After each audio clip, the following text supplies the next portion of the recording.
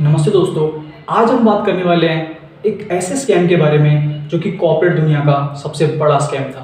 एक कंपनी जो दिखती थी टेलीकॉम का बादशाह, लेकिन अंदर से थी एक खोखला झूठ। ये कहानी है वर्ल्डकॉम स्कैम की, जिसमें शामिल था पैसा, पावर और एक 11 बिलियन यूएस डॉलर का ऐसा स्कैम जब दुनिया के सामने आया तो दुनिया को झंझोड़ के रख दिया। आज हम बात करने वाले हैं the scam of WorldCom incorporation. The Wall Street Journal is reporting that telecommunications giant WorldCom, Former WorldCom CEO Bernie Ebbers asking to get out of prison early. This after serving roughly half of his sentence. Well, Bernard Ebbers, who's now 78, was sentenced to 25 years in federal court for his role in one of the nation's biggest corporate accounting scandals. Prosecutors went as far as stating Ebbers ruined people's lives when he was found guilty on 9 counts of conspiracy, security fraud, and making false regulatory filings after he was accused of orchestrating an $11 billion accounting fraud. वर्ल्डकॉम की शुरुआत साल 1983 में America के एक छोटे से शहर Mississippi से हुई। एक छोटी सी कंपनी जो long distance discount services offer करती थी। लेकिन जब बर्नार्ड एबर्स जो इसका सीईओ बना, उसने इस कंपनी को बदलने का फैसला लिया तो ये कंपनी अमेरिका की तीसरी सबसे बड़ी टेलीकॉम कंपनी बन गई। 65 कंट्रीज से ज़्यादा में इसके ऑपरेशन, 85,000 से ज़्यादा इसके एम्प्लॉयज़ और स्टॉक मार्केट में चांद। सबको लगा ये है असली किंग, लेकिन दोस्तों कहानी कुछ और थी। असली खेल तो अब शुरू होता है। साल 1999 से 2002 तक वर्ल्डकॉम के अंदर एक बहुत बड़ा खेल चल रहा था। सीईओ बर्नार्ड एबर्स और उसका सीएफओ स्कॉट सुलिवन एक बहुत ही बड़ा फ्रॉड को अंजाम दे रहे थे। Now the main question is, क्या किया उन्होंने? कंपनी के एक्सपेंसेस को छुपाया और प्रॉफिट को बड़ा दिखाया।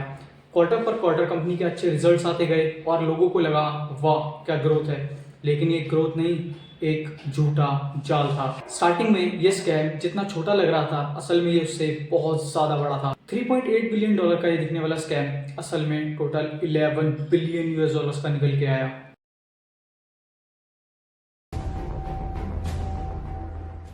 अब सवाल ये है, ये सब किया कैसे?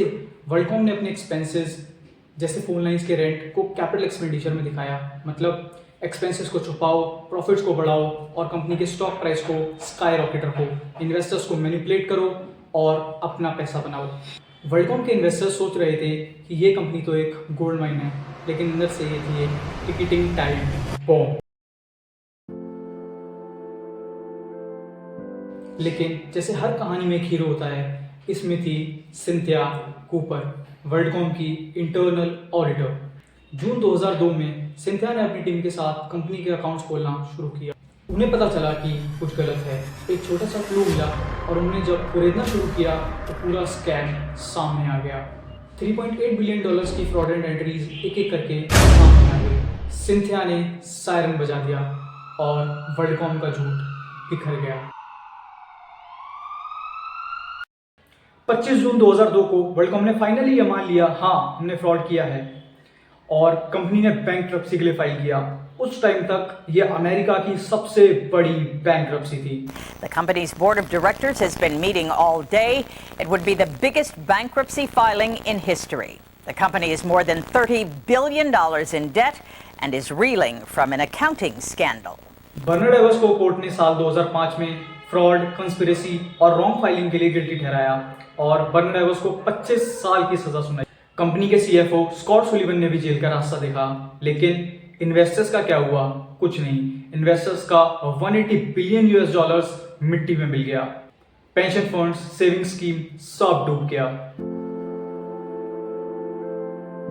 वर्ल्डकॉम स्कैम के बाद अमेरिका में नए लॉज आए, जैसे कि सर्बानेस-ऑक्सले एक्ट। लेकिन सवाल ये है, क्या इस एक्ट के आने के बाद फ्रॉड रुक गए? क्या सबने एक लेसन सीखा?